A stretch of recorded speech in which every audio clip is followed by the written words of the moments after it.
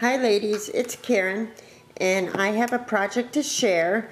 This is I created an altered spoon, and I was inspired to create my spoon. I was inspired by this spoon that Lydia, she's a Triple Dog Dare You, had created for me. I just love this thing. Thank you so much, Lydia. You see, it's a spoon, and she had put, drilled holes in it so the chain could go through, and she put the cherub on there and the flowers and the rosette, and it's just so cute. I think it's very, very cool. So that inspired me to go to the Dollar Tree and buy a spoon. This is, my own spoon, but to give you an idea of what I did, I had to reshape my spoon. So I had to bend it here, and I had Joe help me because the Dollar Tree spoons are really thick. But I had to bend it here so that this was more pronounced, and I bent this ladle part of the spoon up just a little bit more and created a little lip, and so this is what I came up with. I think it came out really cute. I think anyway. And of course it's for Lydia, and I think it came out really sweet. The letters are still drying, but this is the overview. I know the lighting is kind of weird today, but I'll just turn it around so that you could see all the different sides of my little bird.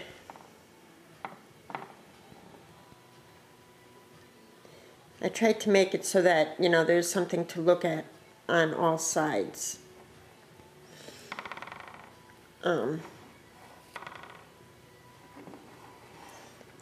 So yeah, this is my altered spoon, and I'm just so tickled with the way it came out. So the first thing I did was paint my spoon all over with white gesso, and I gave it a couple of good coats, thicker type coats, of white gesso. And then I took my alcohol ink. I used the latte alcohol ink and the lettuce alcohol ink and the salmon, and because the spoon had gesso on it, I was able to drip the alcohol ink right down the spoon. And I know this side isn't, real pretty or anything, but I mean, you can see what I was doing. I didn't want it to be totally white, I wanted there to be some color to it and maybe make it look like it was a branch or something, So that's what I did, and then I just went over some random places with a little bit more gesso. So I did that on the front and the back.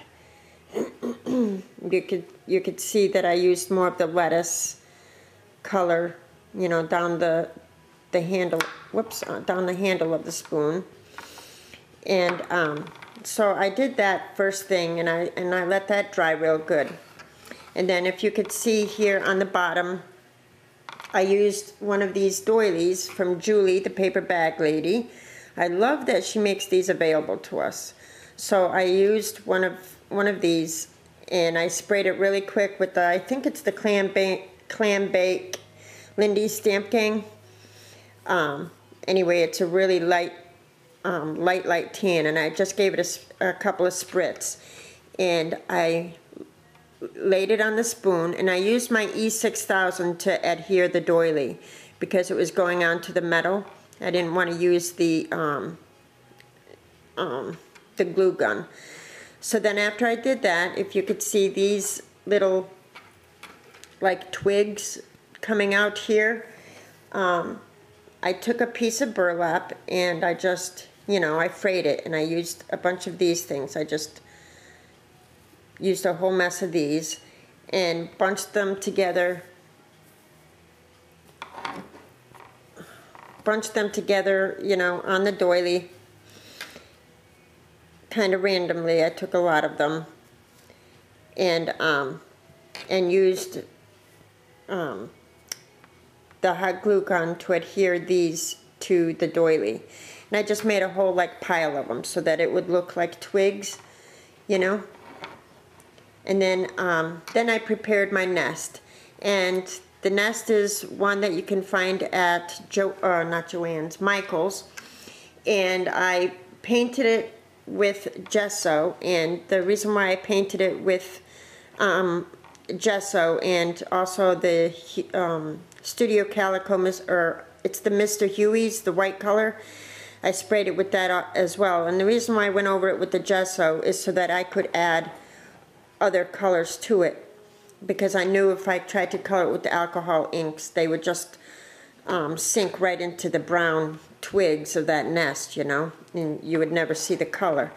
So to bring out the color that I wanted, see these greens and the salmon colors and stuff, I went over it with gesso and then colored the gesso.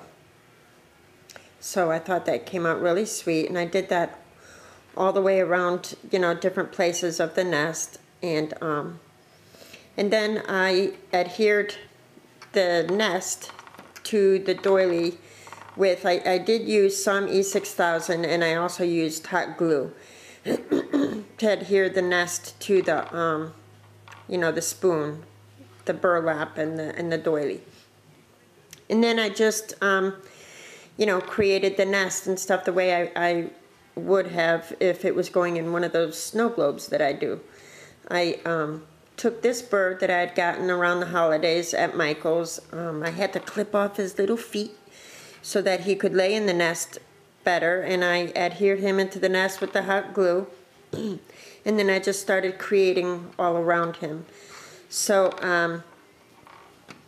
you know, like this right here is a bauble, and it's on a stick. This is one of the baubles that was in my doodad bag from Lydia. So it worked out real well because I was able to put some glue on the stick part of that, and then it might even be a doorknob. I don't know. But I was able to stick it in there next to the bird and adhere it that way. This right here is a little seashell that I've had. I think Stephanie had given me. That's one of the ones from a bag she had given me. This doily here is actually a piece of this doily, also from the paper bag lady. I just, you know, cut off a little triangle there and tucked it in underneath the little bird's head there. Really sweet. Then this little pearl here is actually on a stick as well because it came off of a spray. So I put glue on the stick, and then I pushed it down underneath the bird, and then it adhered that way, so I didn't have to put glue on the bead itself, on the pearl itself. There's a little peach button there, if you could see that, but I covered it with one of these gold leaves from another spray that I have, because I wanted to bring a little bit of shimmer into the nest. And this is kind of hard to show. I don't want to knock those letters off in case they're not adhered all the way. But so then I adhered, you couldn't see the button after I added the leaf, so I added another little button. And then this is a little bit of peach beaded trim that I had in my stash, so I, you know, stuck it in there and wrapped it so it came up around here. Added a little iron roses there at the end of where that pearl was. And then this little spool here, I wrapped some lace, and this is one of the spools that I got from Lydia. Thank you, Lydia, in my doodad bag, and it's so tiny, tiny. And I didn't have any lace on it, lace that was, you know, thin enough. So I took my lace that looks like this, and I cut it down the center so that I had a piece similar to this. And this is what I wrapped around the spool so that it would look like a spool of lace. In the little birdie's nest, so cute. and then I just added a couple of IM roses, little white roses. I wanted to keep the colors light. The only other colors that's really coming through is some of the peach and the light green. And then for the Scrabble tiles, these are vintage Scrabble tiles that I'd gotten in a vintage rack from Lisa last year, and that's what I used. And on the back of the Scrabble tiles, I don't know, am I making you crazy by spinning the bird around? Anyway, on the back of the tiles, I used some of the Tim Holtz tissue tape and adhered it to a couple of them. And then I used this paper tape. It's kind of like a tissue tape from, I believe it's from Seven Gypsies. And this is from Joanne, had given it to me in our swap, and it's really pretty. So that's what's on the reverse side of these Scrabble tiles, is that tape. And I didn't glue it or anything. I just, both of these tapes have adhere real well. So that's what I put them on. I just put them on, and I didn't have to distress any of the Scrabble tiles because they were already a perfectly distressed color, you know, from being vintage and old and all already.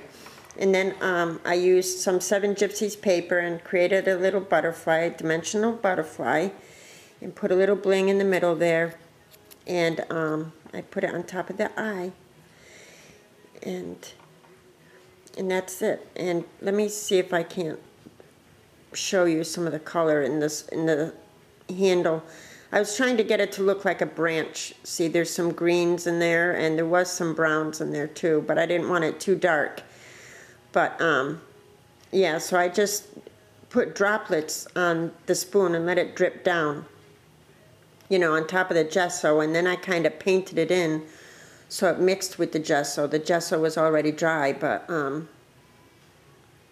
yeah, the color and stuff came out really cool, and I don't know if you're seeing that through the video, but anyway, and then I added a little rose down there. So I thought it came out really super cute. So this is my idea, ladies. I want you to start saving or looking for an old spoon or fork, and because I've altered a fork before, and because I'm going to be having a challenge giveaway. I'm coming up to 2,000 subscribers, and this is not the giveaway video, but I just want you to start, you know, finding your spoons and forks or wooden spoons at your thrift stores or whatever, because that's what we're going to do, is alter a utensil as a challenge. So I'll post that challenge probably tomorrow or Wednesday. So I just wanted to give you a heads up. So anyway, this is my altered spoon, and I'm super pleased with it, and I'm really hoping that I can package this up and wrap it up safely so that you know, nothing comes apart on it. I adhered the letters to the handle of the spoon using my E6000, you know, because the spoon is metal, and yeah, I wanted to make sure they were going to be good and secure, and they are pretty secure now, but I know it probably takes 24 hours before it's really dry. So yeah, there's my little bird living in my little spoon. So there you go, ladies. There's a heads up for my giveaway coming up, and I hope you like my little altered spoon. You see how I had to bend the spoon more up this way, and then I kind of at the tip of the spoon here, I bent it and it would have been more if I could have bent it more, but I bent that up so that it wasn't laying flat on the table either. You know how we do banners and they're kind of like that, dimensional? That's how I was trying to get the spoon to have a little, like a sexy flow to it, if you will. So, yeah, I bent that so that it was more pronounced, and I bent the tip of it up so that it was more pronounced, and also with the tip of the spoon here. So there you go, ladies. Thanks so much for watching. I appreciate it. If you have any questions about, you know, what I did or what I used here, leave them in the comments and I will get back to you. Thanks so much for watching. I appreciate it. Bye-bye now.